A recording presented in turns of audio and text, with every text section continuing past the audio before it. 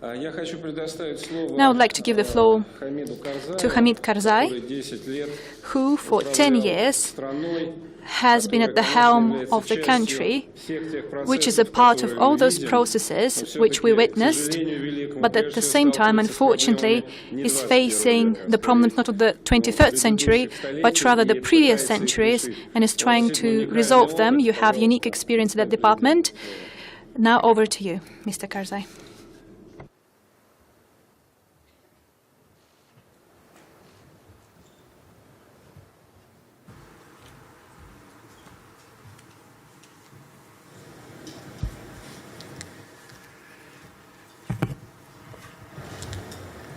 Bismillahir Rahmanir Rahim.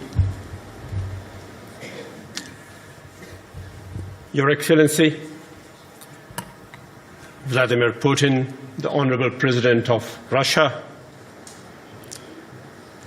honored colleagues on the podium, ladies and gentlemen, it's a tremendous honor for me to be among you all today here. I participated in the deliberations and discussions in the past 2 days. I've been to many such occasions in the past 15 years. This is among the best. And I hope Mr. Bertitsky can invite me again next year. Mr. President, ladies and gentlemen, the Valdai Discussion Club has raised an issue, creative discussion, where a better world emerged from the current conflicts. Well, I'm from a very small country with very limited means, but somehow or the other, our location in the past 3 centuries has thrown us in the middle of the greatest of games. And we have been the center of those games for good or for worse. And from my point of view and from the point of view of the Afghan discussion of creative destruction, I would rather use, in our case, the phrase used by the Tsarist foreign minister of Russia at that time, Count Nisseldorf, I think Vasily Nisseldorf, if I'm not wrong. He called the great game of the time Tournament of Shadows, where you saw a game at play, you saw shadows, but you didn't see the actual hands behind unless you looked closer and deeper. Afghanistan has gone through the tournament of shadows in the past 2 centuries, at least. 19th century, that Nisseldorf called the tournament of shadows between Great Britain and the Russian Empire. Afghanistan was in the middle. We played both sides. But the British happened to be a bit more clever than the Afghans, and we lost part of our territory. And then in the 20th century, with the rise of the Soviet Union as our neighbor and as a great power, from 1919 to 1979, Afghanistan saw the greatest period of its stability, on account of having us balanced the Soviet Union and the United States properly. Of course, we were more reliant on the Soviet Union, much closer to the Soviet Union, but also did shake hands in a warm way with the United States and allowed them to come and participate in the building of our country. With the Soviet invasion of Afghanistan, Afghanistan became the hot spot of the Cold War, or the war turned hot on Afghanistan at that time. It is this specific period of the Afghan resistance against the former Soviet Union that has left us with tremendous legacies, terrible legacies. While on the one hand, the Soviet Union was trying to impose communism on Afghanistan, as His Excellency the President referred to the larger world, those who were helping the Afghan resistance, the Americans and their allies and our neighbors, some of them, especially Pakistan, our neighbor, they tried to use the Afghan resistance, which we were doing for our liberation, to defeat the Soviet Union through the use of radicalism, religious radicalism. So the arrival of all those extremist elements into Afghanistan, the import of those elements into Afghanistan, and the massive destruction that they tried to cause to Afghan society and tradition and culture. We were a Muslim country, a deeply believing Muslim country, but we were a moderate country, never an extremist country. We still are a moderate country. But the US and its allies tried to turn us into an extremist country in order to use religion to defeat the Soviet Union. So they would call our resistance to the Soviet Union as the Americans would fight to the last Afghan, the Soviets.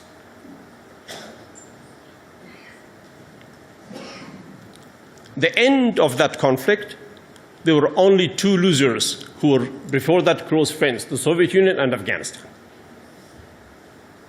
We both suffered badly. Afghanistan more so, much more so, much more so. And we see the consequences even today. The United States for a while became the sole superpower, or as they wish, the hyperpower. Europe did better. Pakistan did much, much better. It became a nuclear power and got all the intelligence tools that they needed. Afghanistan suffered and continues to suffer to today. The tragedy of September 11 suddenly brought us once again into the very center of the world. The US, after that tragedy, with the backing of the United Nations, with the backing of Russia, with the backing of China, with the backing of our neighbors, Iran and India, and also in a way Pakistan and the rest of the international community, intervened in Afghanistan. That intervention in the initial stages succeeded dramatically and most efficiently. Not because of the military might of the United States, I must note this point. Not because of the, what are those planes called? F-52s, M-52s? B-52s. Not because of those planes, not because of the military might of the United States, but because the Afghan people cooperated. It was the first time in our history that the Afghan people cooperated with an invading force, with an arriving foreign force. It was for that that success came within a month and a half. I don't want to go into lengths of that. I will just give you a small story in which I was personally involved. When the US just arrived, I was in central Afghanistan in a place called Tirinkot in Uruzgan province. It was the month of Ramadan. I was having iftar or dinner with some colleagues, and suddenly someone came to say that the Americans who arrived last night in Tirinkot, a group of 14 of them, CIA and the military together, that they want to see you. And as they came in, the man sitting with me was narrating a story, telling me on how, in chasing the Taliban, the US planes had accidentally bombed his house, in which he lost 3-4 of his grandchildren and daughter. So I was embarrassed. I did not know if I should invite the Americans while this man has suffered so much. I asked him, I said, gentlemen, should I invite the Americans? He said, yes, please, by all means, bring them in. So I invited the Americans. They came in. A colonel and a CIA officer who later became the deputy chief of CIA, recently retired. When they sat, I told them that this is what has happened to this man, and he's lost his family in your bombings. And then this man stopped me and said, no, tell them that I have 3-4 more children. If in the liberation of Afghanistan I lose the other 3 children and grandchildren of mine, I won't mind. I want my country liberated. It was the kind of enthusiasm that they had. And for a number of years, we did very, very well. education, health services, democratic institutions, women's, their rights, their arrival on the scene of Afghanistan, because of the support of the Afghan people and because of the support of all the countries present here, primarily the big powers, Russia, China, Iran, and others neighbors.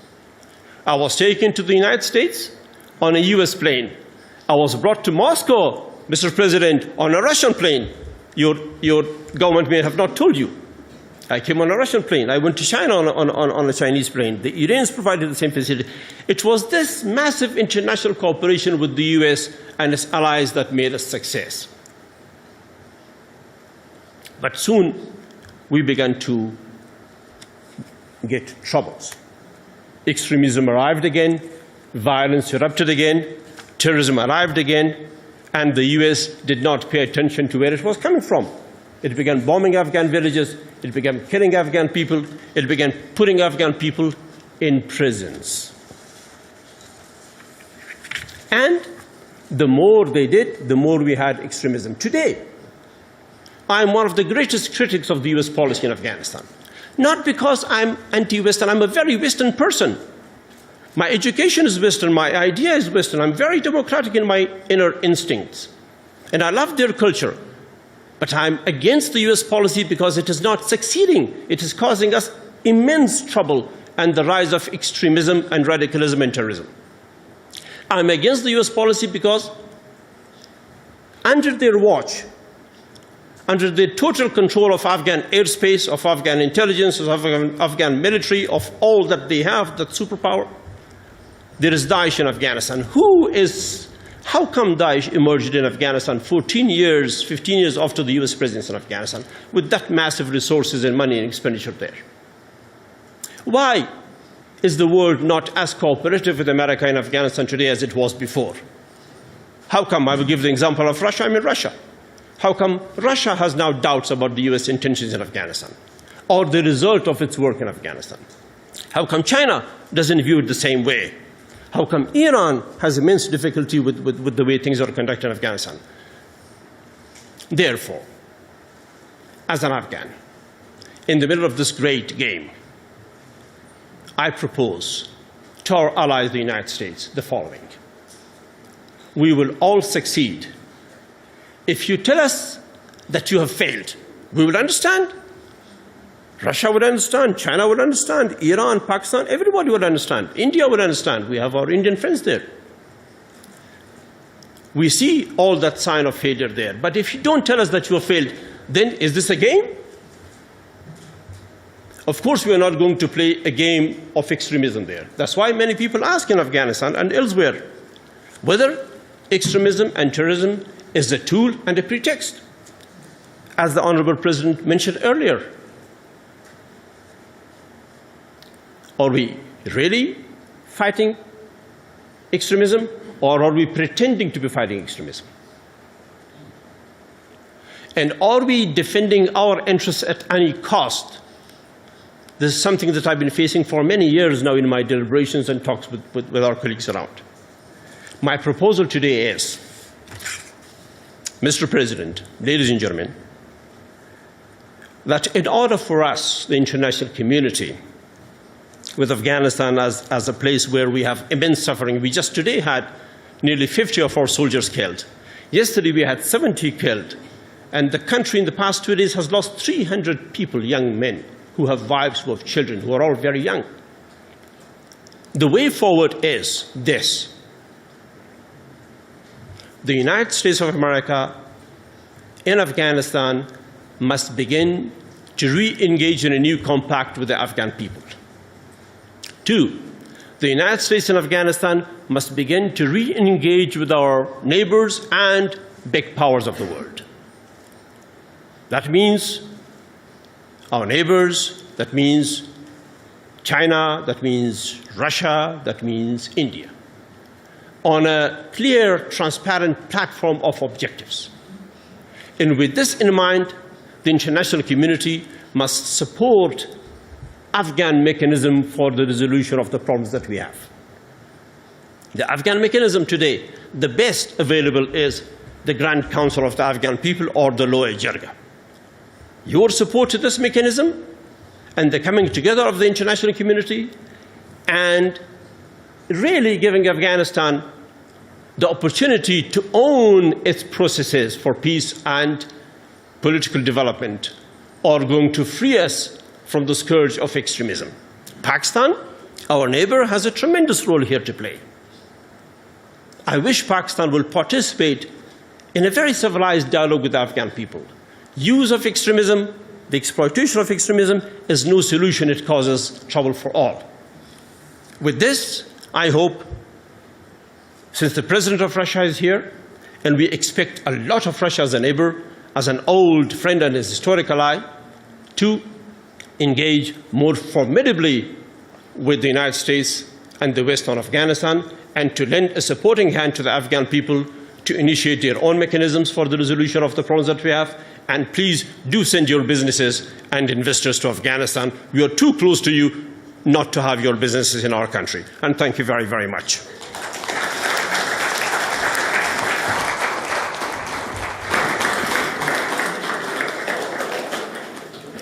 Спасибо, господин президент.